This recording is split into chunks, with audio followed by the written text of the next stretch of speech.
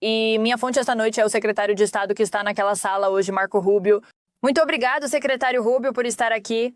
Acabamos de ouvir o presidente Zelensky. Ele disse que não acha que deve um pedido de desculpas ao presidente Trump pelo que aconteceu no Salão Oval hoje. Você pensa de forma diferente. Sim, penso. Porque vocês não veem. Vocês só viram o final. Vocês viram o que aconteceu hoje. Vocês não veem todas as coisas que levaram a isso.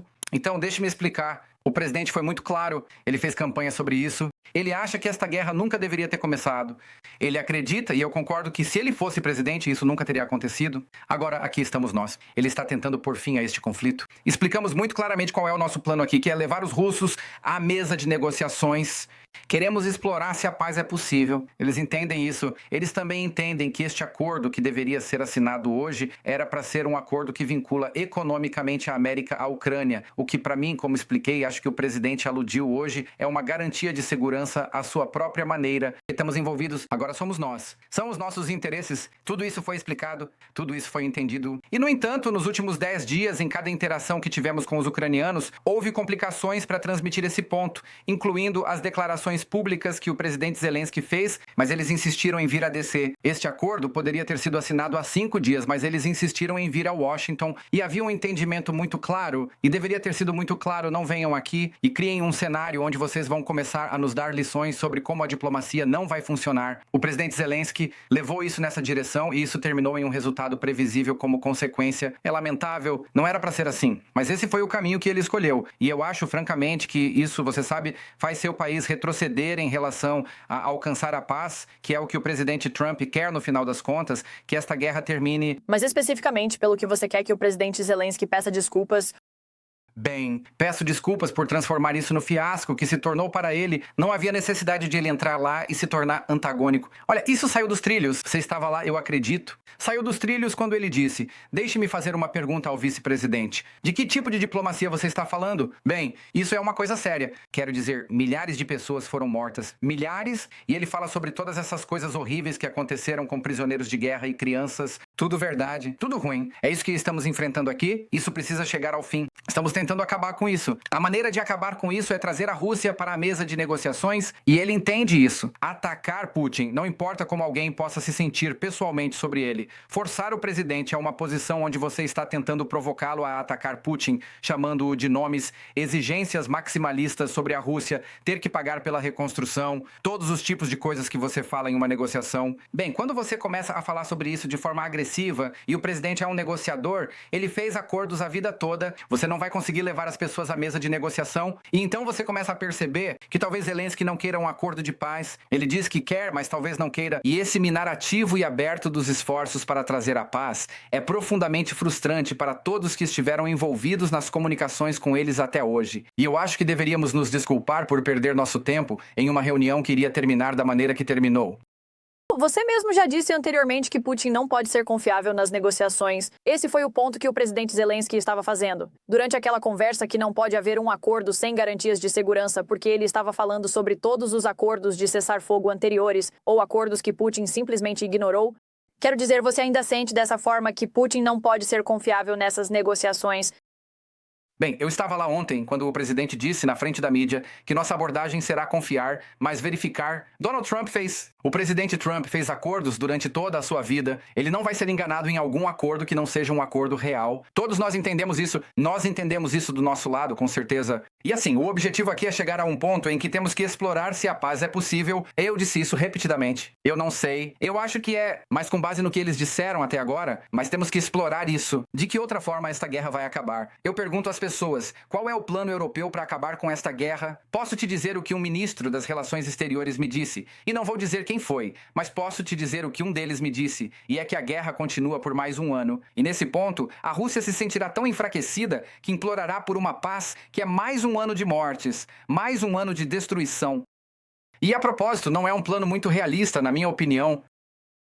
O presidente Trump disse logo quando estava saindo da Casa Branca após aquela reunião que ele não acha que o presidente Zelensky quer paz, mas não é por isso que o líder ucraniano estava no Salão Oval para aquela reunião hoje. Bem, ele estava no Salão Oval para assinar um acordo de direitos minerais. Ele foi assinar hoje Mas, novamente, quando você tem comentários que parecem ser deliberadamente... Quero dizer, depois de ter discutido isso repetidamente, parece deliberadamente estar direcionado a fazer o argumento de que a paz não é possível. E, novamente, ele se volta para o vice-presidente. De que tipo de diplomacia você está falando? Quase dissesse, essas pessoas, você não pode lidar com elas. Você não pode ter negociações com Putin porque ele não é confiável e você está apenas perdendo seu tempo com negociações. Bem, ele está diretamente, basicamente minando tudo o que o presidente lhe disse que está tentando fazer. Olha, não há necessidade disso.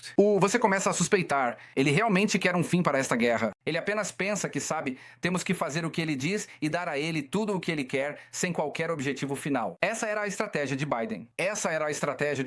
Estávamos financiando um impasse. Estávamos financiando um moedor de carne e, infelizmente, para os ucranianos, os russos têm mais carne para moer. E eles não se importam com a vida humana. Nós vimos isso, ondas humanas e norte-coreanos, etc. E então, isso é uma coisa muito complexa. É muito delicado, é muito caro, é muito sangrento. Precisa ser encerrado. Mas não será encerrado com declarações públicas e exigências maximalistas em público.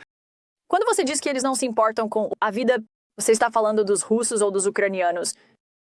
Bem, os russos, quero dizer, eles estão recrutando centenas de milhares. Eles trouxeram tropas norte-coreanas que foram massacradas e amaldiçoadas e continuam porque tem mais pessoas. Esse é o outro fato. Olha, você sabe, novamente, voltamos ao mesmo ponto. Não vou cair nessa armadilha de quem é mau e quem é malvado. As pessoas podem tirar essas conclusões. As pessoas viram como essa narrativa se desenrolou e onde estamos hoje e como tudo isso começou. E assim por diante. O ponto agora é que isso tem que acabar. E a maneira de acabar é levar as pessoas à mesa de negociações. E o presidente, que é o maior negociador, sabe disso. Você não leva as pessoas à mesa de negociações quando está chamando-as de nomes e acusando-as de coisas, porque no final das contas isso não é uma campanha política, isso é uma diplomacia internacional de alto risco e um esforço para pôr fim a uma guerra muito, muito perigosa. Mas o senhor mesmo, senhor, já disse antes que acredita que Putin é um criminoso de guerra, que isso é um fato amplamente aceito. Você o chamou de açougueiro e você diz que, como secretário de Estado, acredita que é importante para alguém com tanta influência global como você ter esse tipo de clareza moral. Sim, e neste momento, como secretário de Estado, meu trabalho, trabalhando para o presidente, é trazer a paz, acabar com este conflito e terminar esta guerra é função do Departamento de Estado. Não luta, termina, ele tenta terminá-las e isso geralmente, a propósito, é celebrado.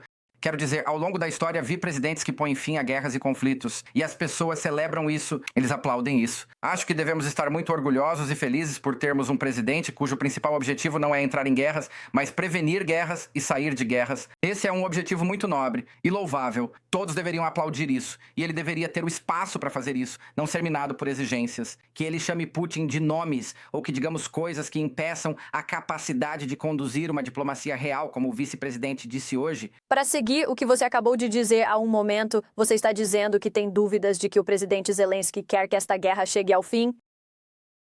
O que eu tenho dúvidas é se ele está disposto a dizer e fazer as coisas que precisamos para conseguir uma negociação. Novamente, pessoal, isso já está acontecendo há 10 dias. Ver na imprensa que não coordenamos com ucranianos é falso. Em 10 dias, os ucranianos encontraram secretário de Comércio, Estado, vice-presidente, ligaram para Trump e ele esteve no Salão Oval. Falei com o ministro das Relações Exteriores da Ucrânia 3 vezes. Dizem que não nos envolvemos, mas você lê na imprensa que nos deixam de fora. Não estamos envolvidos nem engajados. Nada disso é verdade. Isso continua. Então tudo isso levou ao dia de hoje e a um profundo sentimento de frustração. E minha esperança é que tudo isso possa ser reiniciado e que a maturidade prevaleça e algum pragmatismo. Porque esta guerra hoje à noite, pessoas morrerão na Ucrânia. Hoje à noite, pessoas morrerão neste conflito. Estamos tentando pôr fim a este conflito que é insustentável. É uma guerra sangrenta e insustentável que precisa chegar ao fim. E neste momento, o único líder no mundo que pode ter uma chance de acabar com isso se chama presidente Donald Trump. E precisamos dar oportunidade de tentar fazer isso. E quando vê esforços para impedi-lo, pensa, diz a alguém, não falemos disso, não sigamos, porque isso torna mais difícil envolver e você se pergunta, o que está por trás disso? Então olhe novamente, vamos ter esperança, não tenho certeza depois de hoje. Você não acredita que isso pode ser? Você não tem certeza de que isso pode ser salvo? Quero dizer, essa relação entre Zelensky e Trump pode ser reparada, na sua opinião? Acho que tudo é possível, mas tem que voltar ao ponto de que o presidente Trump está interessado em se envolver nisso com o propósito de alcançar uma paz duradoura e permanente. É isso que ele quer alcançar. E eu acho que se eu fosse um país, certo, que está envolvido em uma guerra com um país maior, que está perdendo milhares de pessoas, que teve 3 milhões de pessoas saindo do meu país porque não podem ficar lá, que está enfrentando esses desafios, eu estaria agradecendo a um presidente que está tentando ajudar a acabar com essa guerra. Eu estaria agradecendo a ele e apoiaria o que ele está tentando fazer, pelo menos nas minhas declarações públicas e na minha postura pública, e não vimos isso hoje, e não temos visto isso nos últimos dias. Isso vai mudar, espero que sim. Deveria, para os propósitos de paz global e estabilidade na Europa e ao redor do mundo... Você acha que pode argumentar que ele não disse obrigado? Eu acho que o VP disse que ele não tinha dito isso. Ele não tinha ouvido isso naquela reunião. Esperamos que aquela reunião começasse com um obrigado. Não estaríamos onde estamos hoje sem você, nem teríamos a chance de negociar uma paz sem a ajuda que você nos deu, aliás, sem a ajuda que você nos deu quando era presidente no primeiro mandato, porque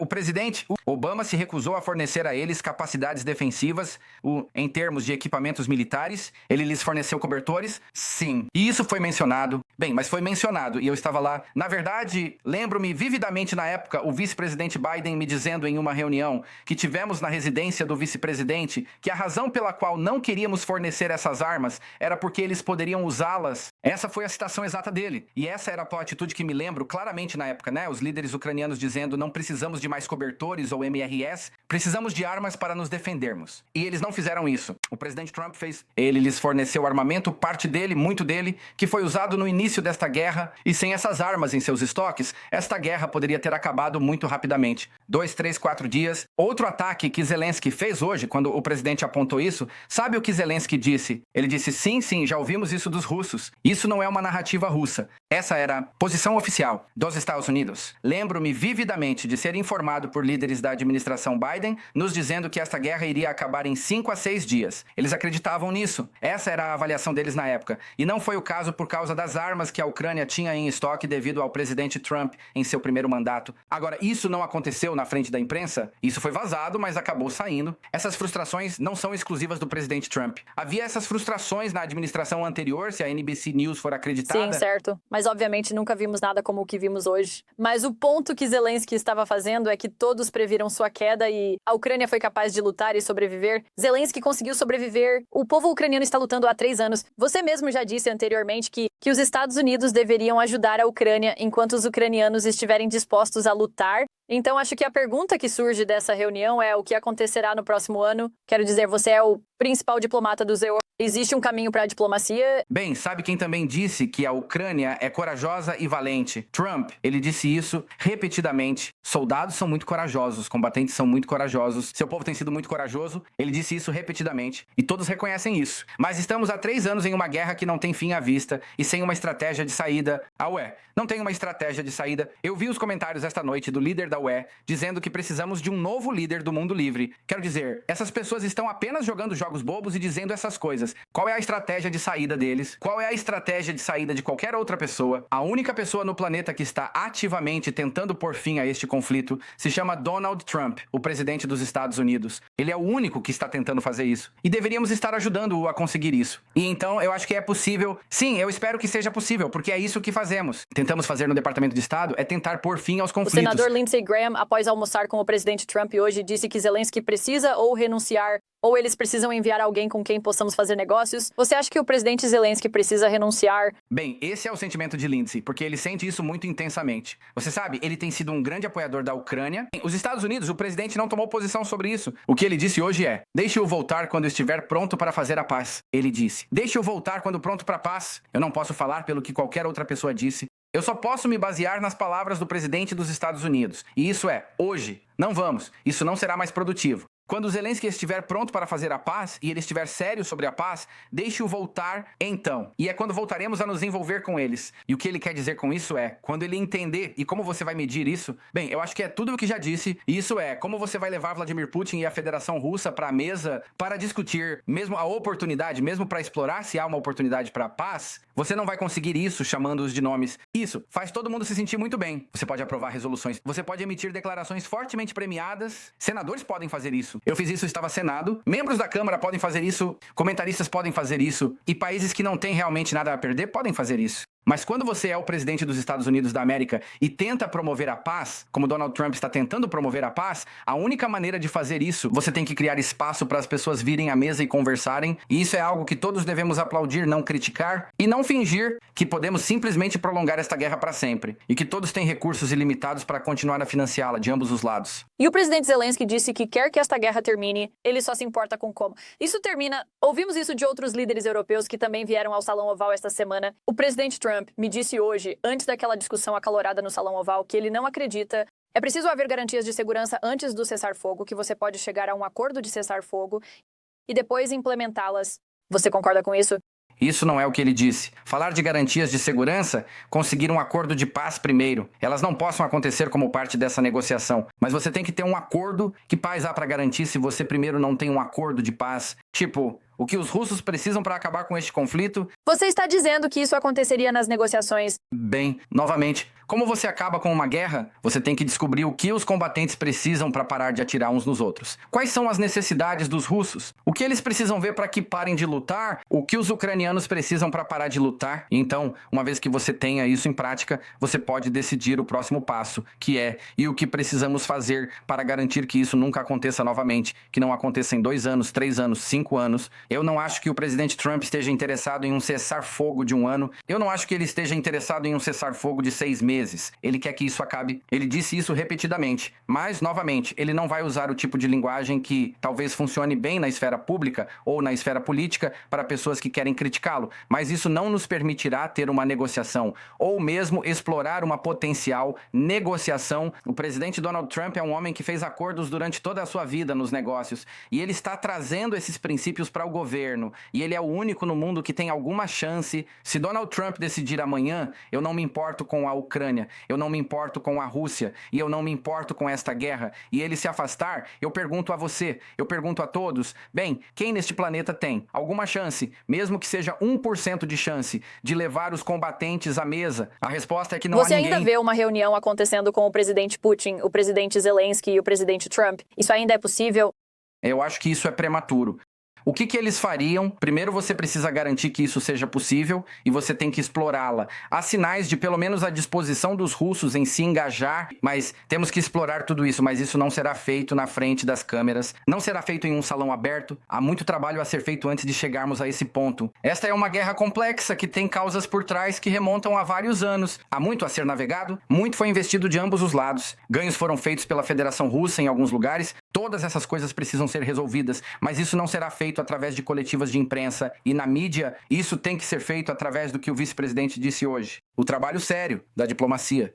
Você sabe, é mais fácil dizer, estamos com a Ucrânia até o fim. Não importa o tempo. Bem, 15 anos, 12 anos. Quero dizer, isso é absurdo. Isso não é sustentável. E todo mundo sabe disso. O presidente quer acabar com esta guerra, ele quer explorar se há uma possibilidade de fazê-lo e fazê-lo rapidamente. Ele fez campanha com isso, foi uma promessa dele. E ele pretende cumprir quando diz essas coisas. Ele não apenas as diz, ele as leva a sério. E é a primeira vez que vemos isso em muito tempo na política americana. Secretário Marco Rubio, obrigado pelo seu tempo hoje por se juntar a nós em um dia tão histórico. Eu realmente aprecio o seu tempo. Obrigado.